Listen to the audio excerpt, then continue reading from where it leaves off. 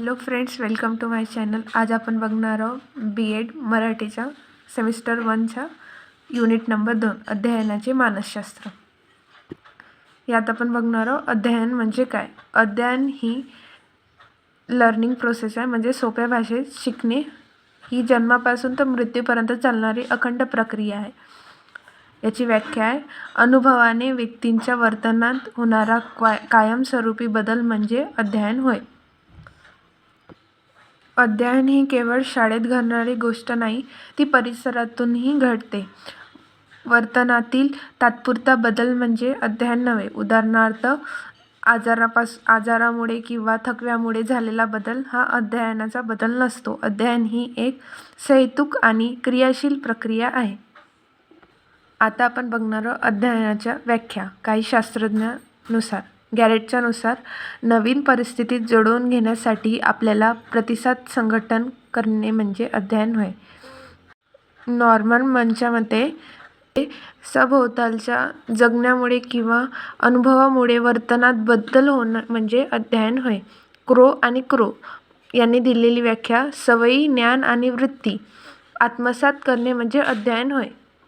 त्यानंतर अध्ययन प्रक्रियेवर परिणाम करणारे घटक. तर सर्वप्रथम आपल्याला येते अध्ययनकर्त्याशी संबंधित घटक, म्हणजे विद्यार्थ्यांशी संबंधित असणारे घटक. पहिलं वय येते. वयानुसार शिकण्याची क्षमता वाढते. साधारणतः 20 वर्षापर्यंत ती वेगाने वाढते, तर 50 वर्षानंतर ती कमी होऊ लागते. त्यानंतर पक्वता.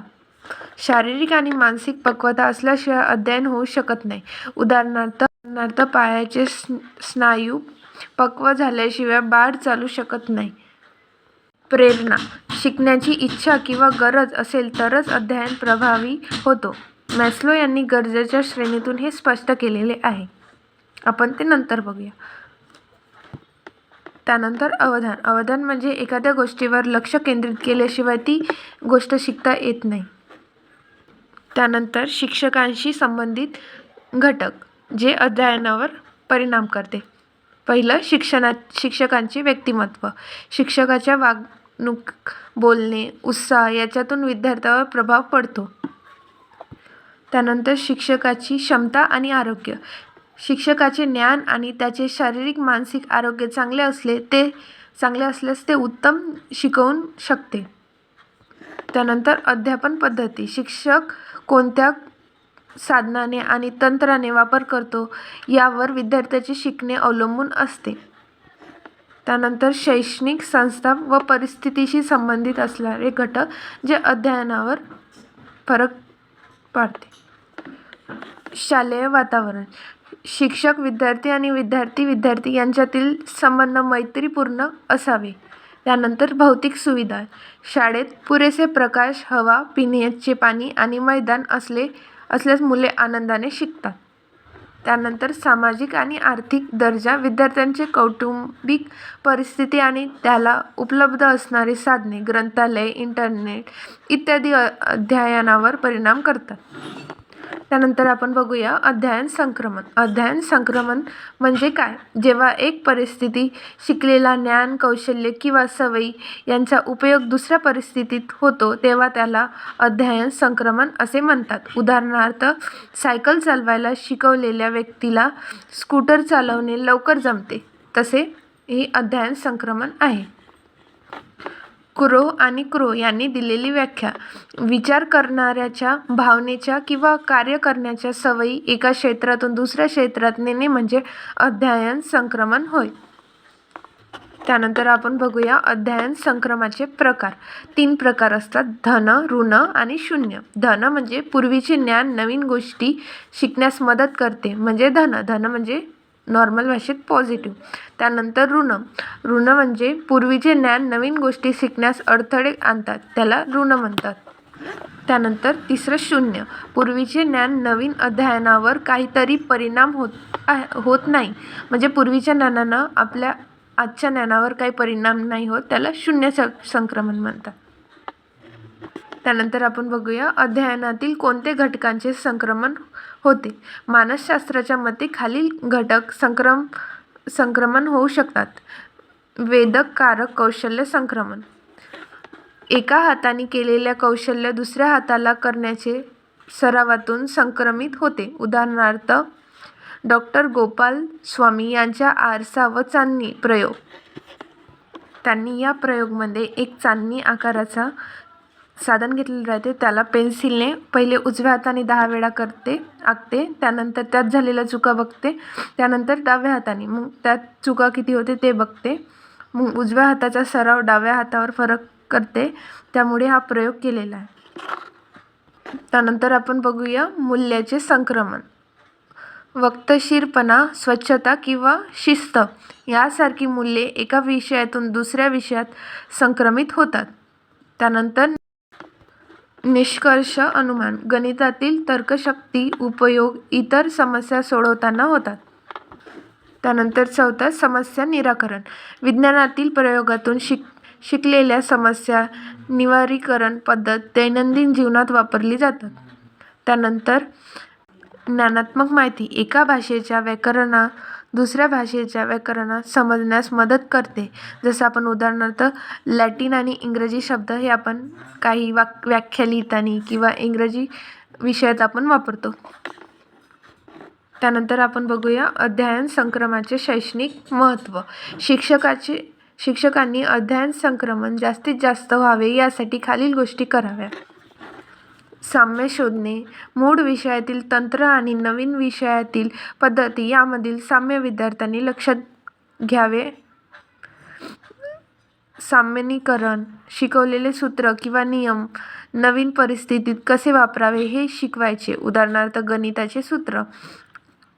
दैनंदिन जीवनाशी सांगड. शालेय अभ्यासक्रमाच्या संबंधित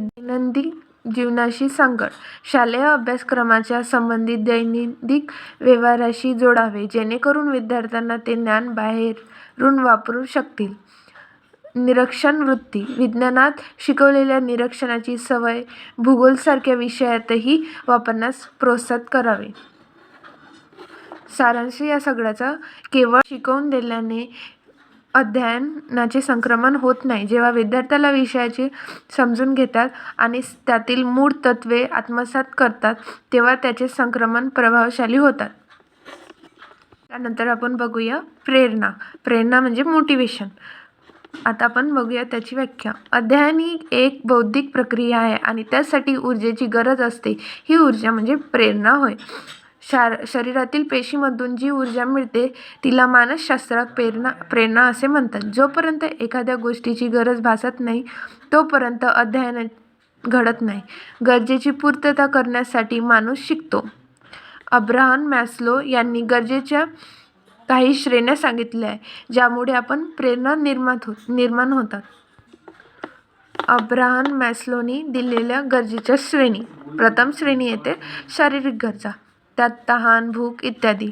त्यानंतर संरक्षणविषयक गरजा जसे घर, पैसा आणि आपली सुरक्षता.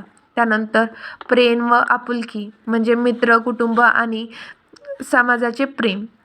त्यानंतर आत्मसन्मानाची गरज. समाजात प्रतिष्ठा, पद आणि मानसन्मान मिळवणे. त्यानंतर आत्मविकासाची गरज. स्वतःमधील सुप्त गुणांचा वाव घेणे. ह्या मॅस्लोच्या 5 श्रेणी आहेत. नंतर आपण बघूया विद्यार्थ्यांना प्रेरित करण्यासाठी विविध तंत्रे. कौतुक आणि बक्षीस. विद्यार्थ्यांनी केलेल्या लहानशा प्रगतीचे कौतुक करावे. योग्य वेळी दिलेले बक्षीस त्याला अधिक चांगलं काम करण्यास प्रवृत्त करते. त्यानंतर ध्येय निश्चित करू. विद्यार्थ्यांसमोर लहान आणि स्पष्ट ध्येय ठेवतील. ध्येय पूर्ण झाले की त्याला मिळणारा आनंद पुढच्या शिकण्यासाठी प्रेरणा देतो. शिक्षकाचे विद्यार्थ्यांशी संबंध. शिक्षकांचे व्यक्तिमत्व उत्साही आणि प्रेमळ असावे. शिक्षकाने विद्यार्थ्यांशी मैत्रीपूर्ण संबंध ठेवल्यास विद्यार्थ्यांना आवडीने प्रश्न विचारतात. आपण अध्यापनातील विविधता वापरू शकतो. रोज एकच पद्धतीने न शिकवता चित्र, गोष्टी, प्रयोग किंवा खेळाचा वापर करावा. यामुळे विद्यार्थ्यांना कुतूहल जागे राहते. स्पर्धा आणि सहकार्य. वर्गात निकोप स्पर्धा असावी पण त्याचबरोबर एकमेकांना मदत करण्याची वृत्ती जोपासावी. ही आपली झाली विद्यार्थ्यांना प्रेरित करण्यासाठी विविध तंत्रे. त्यानंतर यात पॉईंट नाही आहे तो आपण स्वतःहून ॲड करायचा. अध्यापनात परिणाम करणारे इतर प्रेरणादायक घटक जसं विद्यार्थ्यांना कोणतेही काम लक्ष वेधून घेण्यासाठी शिक्षकांचा आवाज, हात, भाव आणि फलक लेखन प्रभावी असावे. त्यानंतर प्रगतीची जाणीव. विद्यार्थ्यांना त्यांच्या प्रगतीची किती झाली आहे हे वेळोवेळी सांगायलाच त्यांना अधिक सुधारणा करण्याची प्रेरणा मिळते. शिक्षा हा प्रेरणेचा नकारात्मक प्रकार आहे. तिचा वापर टाळावा किंवा अत्यंत गरज असेल तरच करावा, कारण शिक्षेमुळे अभ्यासाची भीती वाटू लागते. थोडक्यात सांगायचे तर विद्यार्थ्यांना प्रेरित करण्यासाठी शिक्षकाने केवळ माहिती न देता त्यांच्या गरजा समजून घेणे, त्याला सुरक्षित वाटेल असे वातावरण देणे आणि त्यांना लहान प्रगतीचेही कौतुक करणे गरजेचे आहे. आपलं हे प्रकरण अर्ध समाप्त झालेलं आहे. आपण राहिलेलं अर्ध प्रकरण दुसऱ्या भागात बघूया. आज आपण इथे शिकलेलो अध्ययन म्हणजे काय होते, अध्ययनाचे मानसशास्त्र, त्यानंतर अध्ययनाचे संक्रमण आणि प्रेरणा हे आपण या भागात बघितलं. दुसऱ्या भागात आपण अध्ययनाची उत्पत्ती बघूया. व्हिडिओ आवडला असेल तर व्हिडिओला लाईक करा, चॅनलला सबस्क्राईब करा आणि थँक्यू.